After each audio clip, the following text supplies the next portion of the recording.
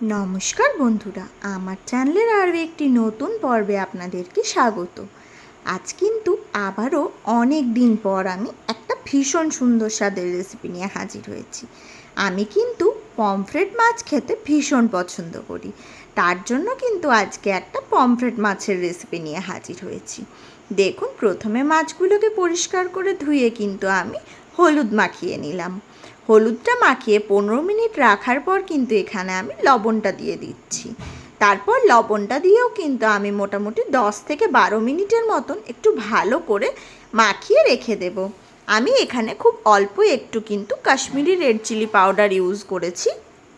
এতে কিন্তু মাছটার মধ্যে ভাজার সময় একটা ভীষণ সুন্দর কালার আসে।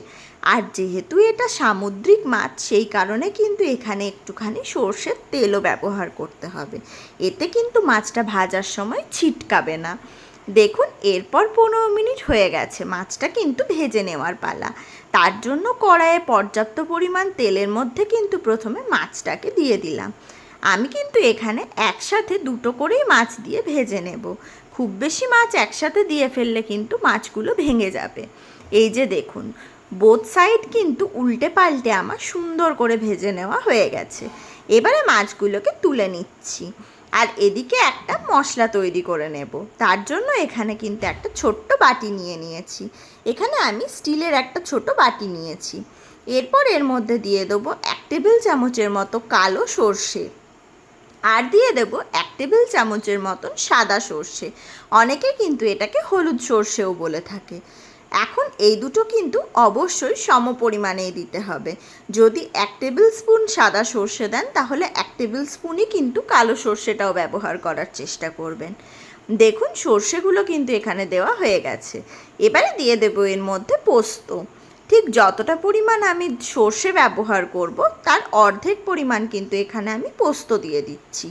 এখানে আমি 2 টেবিল স্পুন সর্ষে ব্যবহার করেছি, তাই আমি 1 টেবিল স্পুনের মতো পোস্ত দিয়ে দিলাম। এখন এর মধ্যে দিয়ে দিচ্ছি সামান্য একটুখানি হলুদ, স্বাদ অনুযায়ী লবণ, আর খুব অল্প একটু দিয়ে দেব কিন্তু লঙ্কার গুঁড়ো। এটা কিন্তু আমি ঝালের জন্য ব্যবহার করেছি, তবে ঝাল পছন্দ না করলে এটা স্কিপ করতে পারেন। আর এখানে যেটা লাগবে সেটা হচ্ছে চিনি। চিনিটা কিন্তু এখানে দিতেই হবে, না হলে কিন্তু একটা তিতকুটে ভাব চলে আসবে। দেখুন, মাছগুলো কিন্তু এখানে ভাজা কমপ্লিট। মাছগুলোকেও এখন আমি তুলে নিলাম তেল থেকে। এখন এই তেলের মধ্যেই কিন্তু আমি একটা ফোড়ন দিয়ে দেব। তার জন্য দিয়ে দিলাম কিন্তু কিছুটা পরিমাণ গোটা জিরে আর 2টো শুকনো লঙ্কা। এখানে কিন্তু অবশ্যই জিরে আর শুকনো লঙ্কাই দিতে হবে। এরপর দিয়ে দিচ্ছি কুচিয়ে নেওয়া পেঁয়াজ। এখানে একটা মিডিয়াম সাইজের পেঁয়াজ একটু সরু সরু করে কুচিয়ে নিয়েছিলাম, সেগুলো এখন দিয়ে দিলাম তেলের মধ্যে। পেঁয়াজটা দিয়ে পেঁয়াজটাকে ততক্ষণ পর্যন্ত ভেজে নিতে হবে যতক্ষণ পর্যন্ত পেঁয়াজের কালারটা একটু চেঞ্জ না হয়ে যাচ্ছে। দেখুন, এখানে মোটামুটি 2-3 মিনিট পর আমি আপনাদেরকে দেখিয়ে দিয়েছি, পেঁয়াজের কালারটা কিন্তু এখানে চেঞ্জ হয়ে গেছে। এখন এখানে স্বাদ অনুযায়ী দিয়ে দিলাম লবণ, অল্প একটু দিয়ে দিলাম হলুদের গুঁড়ো। এবারে কিন্তু খুব ভালো করে আমি মিশিয়ে নিচ্ছি পেঁয়াজটার সাথে। যেহেতু আমি সর্ষে আর পোস্ত দেব, সেই কারণে কিন্তু এখানে খুব বেশি পরিমাণ মশলা দেওয়ার প্রয়োজন নেই। এবারে কিন্তু বেটে রাখা সর্ষে পোস্তটাও এখানে দিয়ে দিলাম। এরপর কিন্তু মশলার সাথে খুব ভালো করে একটু মিশিয়ে মোটামুটি 1 থেকে 1.5 মিনিটের মতন একটু নাড়িয়ে নিতে হবে। যেহেতু এটা সামুদ্রিক মাছ, সেই কারণে কিন্তু অবশ্যই সর্ষেটাকে একটুখানি ভেজে নিতে হবে, না হলে কিন্তু একটা অদ্ভুত গন্ধ বেরিয়ে আসবে। সেই কারণে কিন্তু সর্ষেটাকে একটু ভালো করে মিশিয়ে ভেজে নিচ্ছি। খুব বেশিক্ষণ ভাজার প্রয়োজন নেই, মোটামুটি 1 থেকে 1.5 মিনিটের মতন একটুখানি নাড়িয়ে নিলেই কিন্তু হয়ে যাবে। এই যে দেখুন, 1-1.5 মিনিট পর কিন্তু এটা খুব ভালো করে মিশে গেছে। এবারে দিয়ে দিচ্ছি কিন্তু জল। এখানে আমি যেহেতু ঝোল বানাবো না, সেই কারণে কিন্তু খুব বেশি পরিমাণ জল এখানে আমি ইউজ করছি না। খুবই অল্প একটুই জল আমি এখানে ব্যবহার করব। ওই ধরুন মোটামুটি 1 কাপের মতন জল ব্যবহার করছি। 1 গ্লাস কিন্তু না, আমি এখানে 1 কাপের মতন জল ব্যবহার করেছি। এরপর কিন্তু গ্রেভিটা ভালো করে ফুটে উঠেছে। এখন মাছগুলোকে দিয়ে দেওয়ার পালা। আমি একটা একটা করে মাছ কিন্তু গ্রেভিটার মধ্যে দিয়ে দিচ্ছি। আর গরম ভাতের সাথে পমফ্রেট মাছের সর্ষে খেতে কিন্তু ভীষণ ভালো লাগে। সেটা আশা করি আলাদা করে বলার প্রয়োজন রাখে না। আমি তো ভীষণ পছন্দ করি। আপনাদেরও কার কার এই রেসিপিটা ভালো লেগেছে অবশ্যই কিন্তু আমার কমেন্ট বক্সে জানাবেন।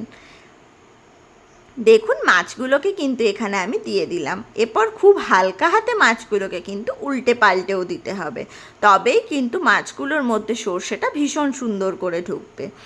ওপর থেকে দিয়ে দিচ্ছি দুটোর মতো কাঁচা লঙ্কা। এগুলো কিন্তু ঝালের জন্য না, এগুলো কিন্তু ফ্লেভারের জন্য। এরপর কিন্তু ঢাকনা চাপা দিয়ে অপেক্ষা করব 3 থেকে 4 মিনিটের মতন। 3-4 মিনিট পর ঢাকনাটা খুলে নিয়েছি। এখন কিন্তু মাছের সর্ষে আমার সম্পূর্ণভাবে তৈরি হয়ে গেছে। যেহেতু এটা সামুদ্রিক মাছ আর ওপর থেকে আমি সামান্য একটুখানি তেল দিয়েছিলাম, সেই কারণে কিন্তু নামানোর আগে আমি তেলটা দিলাম না।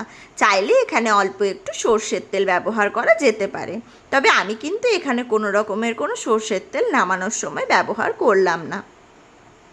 আশা করি আজকের রেসিপিটি সকলের ভীষণ ভালো লেগেছে।